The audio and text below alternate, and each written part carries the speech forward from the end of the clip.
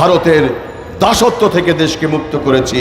আমি প্রশ্ন করতে চাই এই অন্তর্বর্তী সরকারকে, আপনারা কাকে তুষ্ট করতে চাচ্ছেন? কে আপনাদের প্রভু? এক এক দিন এক এক রকমের কথা বলেন। হার্ভার্ড আর অক্সফোর্ডের সংস্কারের ক্ষুধার্ত মানুষ বোঝে না। মানুষ চায় এদেশের ছাত্র জনতা, আপামর কৃষক, সকলেই রাজনৈতিক কর্মী যারাই বিগত 15-16 বছর জেল জুলুম নির্যাতনের শিকার হয়েছে তার ন্যায় বিচার অবিলম্বে বাংলাদেশে এই ফ্যাসিস্ট স্বৈরাচারী খুনি হাসিনার দোসরদের গ্রেফতারের দাবি জানাচ্ছি। না হলে আমরা রাজপথে ছিলাম, রাজপথে নামতে দ্বিধা বোধ করব না। বিডিআর বিদ্রোহের পূর্ণ তদন্ত হতে হবে, সঠিক বিচার করতে হবে, নিরপরাধ জওয়ানদের জামিনে মুক্ত করতে হবে। শাপলা চত্বরের যে আলেমদেরকে নির্বিচারে রাতের আধারে গুলি করে হত্যা করা হয়েছিল তার জন্য তদন্ত কমিশন করে সেই দোষী ব্যক্তিদেরকে সকলের সামনে বাংলাদেশের জনগণকে দেখিয়ে দিতে হবে, দৃষ্টান্ত স্থাপন করতে হবে বিচারের মাধ্যমে। বন্ধুরা, আপনারা দেখেছেন গত পরশুদিন কিভাবে প্রকৃতি তার মধুর প্রতিশোধটি নিল। আমাদের গণতন্ত্রের মাতা দেশমাতা খালেদা জিয়াকে একটি পরিত্যক্ত কারাগারে আটকে রেখেছিল, তাকে মৃত্যুর মুখে ঠেলে দেওয়া হয়েছিল, সুচিকিৎসা দেওয়া হয়নি। বাংলাদেশের জনগণ দেখিয়ে দিয়েছে জনতার সুনামি, জনতার ভালোবাসা। বেগম খালেদা জিয়াকে তারা কিভাবে রাজকীয়ভাবে বিদায় দিয়েছে। লন্ডনে তাকে রয়্যাল অতিথি হিসাবে গ্রহণ করা হয়েছে।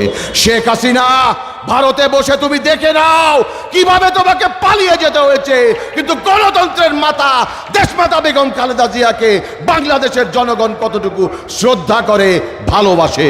ইনশাআল্লাহ যেই সমস্ত গুজব ছড়ানো হচ্ছে সবকিছুর দাঁত ভাঙা জবাব দেওয়া হবে।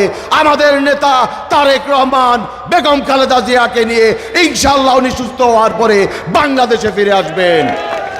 আমরা সংস্কার অবশ্যই করব, এটি একটি চলমান প্রক্রিয়া। আমাদের সকলের ঘোষিত 31 দফার মাধ্যমে আমরা বাংলাদেশের মানুষের জনগণের ভাগ্য উন্নয়ন করব ইনশাআল্লাহ। আমি আমার বক্তব্য দীর্ঘায়িত করব না। অন্তর্বর্তী সরকারকে আবারও বলবো, কোনো টালবাহানা করবেন না। কাউকে তুষ্ট করার জন্য আপনারা আসেনি। 2000 শহীদের রক্তে স্নাত এবং এই রক্তের উপর দিয়েই আপনারা ক্ষমতায় এসছেন, আজকে ক্ষমতায় আছেন। লোভ করবেন না, লোভে পাপ, পাপে মৃত্যু। আপনাদের দায়িত্ব বাংলাদেশে একটি নির্বাচনের ট্রেনে উঠিয়ে দেওয়া, সেই দায়িত্বটুকু পালন করুন।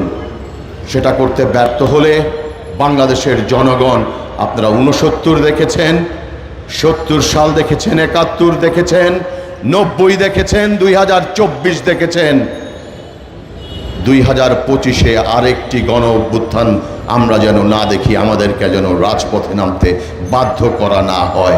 আমি আশা করব অন্তর্বর্তীকালীন সরকার, আমরা যারা রাজনৈতিক অংশীজন আছি সকলের সাথে বসে অতি শীঘ্রই একটি নির্বাচনের রোডম্যাপ ঘোষণা করবেন। সকলকে আমরা একটি ফ্যাসিস্ট স্বৈরাচারী সরকার বিদায় করেছি। একটি ক্রান্তিকালের মধ্য দিয়েই যাচ্ছে সরকার। কোনো পাতানো ফাঁদে পা দিবেন না। আসুন আমরা ঐক্যটাকে সুদৃঢ় করি। সবার আগে বাংলাদেশকে আমরা বিশ্বের মানচিত্রে উঁচু করে তুলে ধরি।